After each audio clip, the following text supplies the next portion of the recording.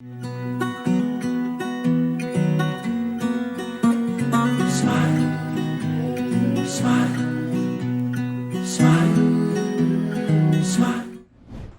I'm Jules and today I'm going to talk about mental health. And specifically, I'm going to share with you some practical ways on how do you deal when you get a panic attack.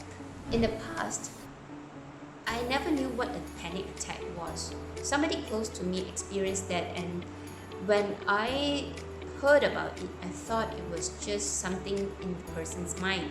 I did not take it really seriously, and I even thought that this person was just being weak, and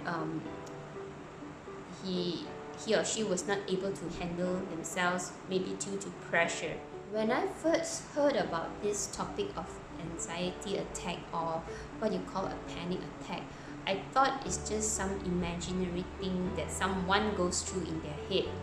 So I brushed it off. I told the person, just be strong, think positive, and don't think such thoughts. Just go exercise and deal with it.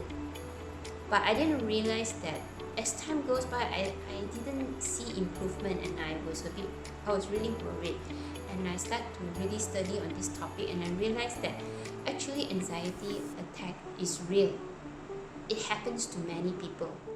Emma Stone, Ariana Grande, Hugh Grant, all these celebrities have experienced panic attack. I don't know how you feel when I tell you this, but knowing that even celebrities go through this really tells that everybody is human. Everybody, and some of us are unlucky enough to go through this panic attack. It's not a choice that they choose to go through a panic attack. It's just that it happened to them, and we as the observers or the family member, we need to understand so that we can help our family, our loved ones to handle the situation. So know that if you are the one experiencing panic attack, you are not alone. We are with you because we understand. Know that around 11% of Americans suffer from panic attack. And there are many others more that suffer from panic attack, and they go unrecorded. And even more so during the pandemic, because there are more and more people suffering from this due to the extreme stress level that people experience from job loss, or being at home for too long, being alone, not being with others. All these factors can trigger a panic attack. So what is a panic attack? So a panic attack is an over response in your body to a perception of danger. So your body thinks that it's going into a danger. It's going into danger. For example, that you are driving in a car and suddenly you get into a car crash, but there isn't any car crash. Your body thinks that you are going into a car crash. So your body reacts, and you start breathing really hard, and your heart will palpitate, you start to sweat, and you feel really uncomfortable. You feel your muscles all tense up inside, and that is how a person that suffers from panic attack feels. Your body reacts that way because it senses there's a danger coming, and then your body gets ready to react to that danger itself. And when panic attack happens, it sometimes comes in a cycle. You're so worried you get into a panic attack that you get into another panic attack because you're worried you get a panic attack. So a panic attack after a panic attack, it goes in a cycle, and it really wrecks the person deep inside. And when I really understood it, I really felt the pain what the person went through. So if you do see someone getting into a panic attack, what you shouldn't say is just calm down, just be a man, or just get out of it. No, that is the last thing you should say to a person. So if a person suffers from a panic attack, what you need to do is to calm him down, to tell him, I'm here for you. So I would like to share with you some physical techniques that you can use to help the person when he's going through a panic attack.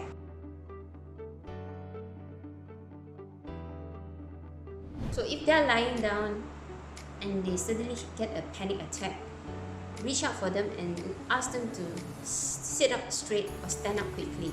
Because what you want to do is to change their mode, their environment, so that they don't continue to be in that state.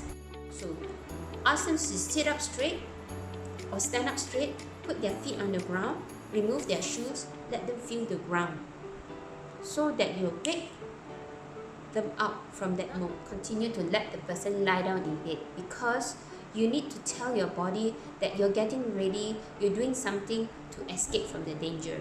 So your body would know that, hey, I'm doing something to escape from danger, so I do not need to continue to feel that panic in me anymore.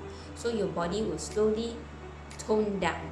At the same time, what the person can do is to breathe in 5 seconds and breathe out 2 seconds. And then put their arms, the hands around their elbows, and shift them, rub them against their hands, so it triggers them to wake up from that mode. And you're going to be super calm and chill.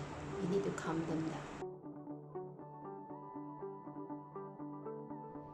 Another technique I learned is from Mel Robbins. She's a television host and a motivation speaker. She calls it her 5-second rule.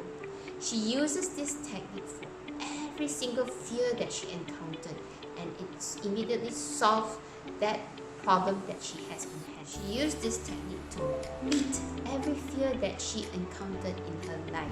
Your body is worrying, and that leads to panic. So, for example, public speaking. You're asked to go on the stage to present in front of hundreds of people.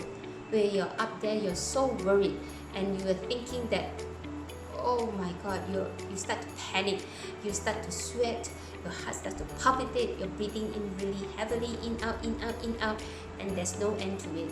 So what happens is your body is reacting to a sense of danger when there isn't any danger. Your body doesn't know how to differentiate between a dangerous situation and a non-dangerous situation. So your body is actually leading into panic. So what you're actually experiencing is fear. Fear is the same level of intensity as excitement. When you're excited, what happens? You also get your heart palpitating, you're also breathing heavily, you are really excited, and your body is ready for that action.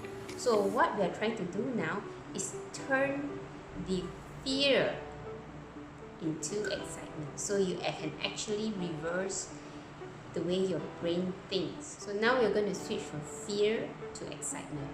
When you're excited, your body and your brain is going to think, wow, this is so cool.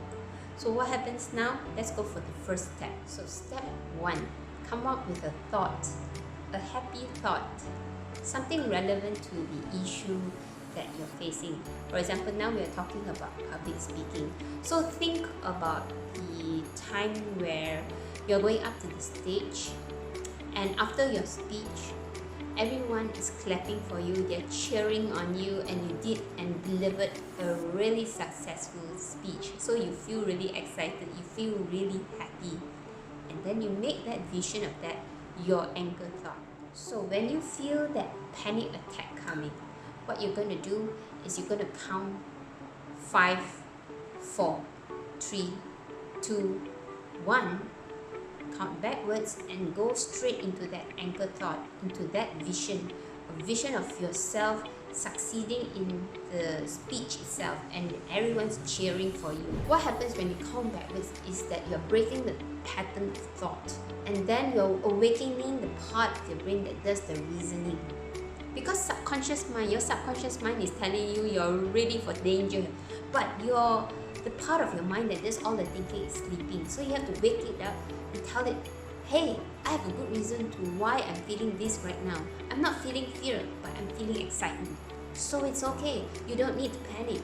You don't need to feel fearful. You don't need to feel that you need to protect me, because I'm okay, I'm excited, I'm looking forward to that event. And what you're doing is you're awakening that part of your brain that does a lot of reasoning and understanding. So subconsciously you feel fearful, but when you replace it with excitement and then you break that thought, that pattern, it calls off the part that does the thinking and reasoning, and then you understand now that why you're feeling this is because you are excited to go out there to perform a speech and you're no longer afraid. So you need to give an explanation to your brain why you're feeling this way, why you're feeling excited. So you have to tell yourself, after you come backwards and go into that vision, you have to tell yourself, I'm excited because the audience is clapping for me and they can't wait to hear my speech. I'm excited because I've practiced for so long and they're all waiting to hear my speech. I'm excited because I want to be there and I want to do my level best. I want that opportunity to present up there. I know that I'm going to enjoy myself there and the audience are going to enjoy my jokes. They are going to laugh at my jokes. Because now you're configuring your mind to tell the subconscious part of your brain that everything is alright. There is no danger ahead. You are excited because you want to be there. You want to perform well. You know that at the end of it, there will be a good outcome. So your body stops feeling that it needs to protect itself. And slowly it starts to calm down and you no longer feel afraid. You no longer feel the fear. And then your heart will stop beating that fast, you stop sweating. And what happens? You have just tricked your brain. So you reframe your fear into excitement. You use the 5-second rule, 5, 4, 3, 2, 1, followed by the anchor thought, and you keep telling your mind that you're excited because there's no danger ahead and you're excited for a valid reason. It just works like magic. Try it. Anxiety attack is real. You cannot run away from fear. Fear is always there. But you have the control to control them, how, what actions you're going to take, and how you're going to control your mind, reset your mind, so that you can change that fear into excitement. And then you can control the situation whenever you face a panic attack. You will no longer you will break the cycle of a panic attack. You break that fear in you. If you like this video and would like me to do more videos on mental health, please smash the like button and remember to press subscribe. Click the notification bell. I look forward to hearing from you soon. Goodbye.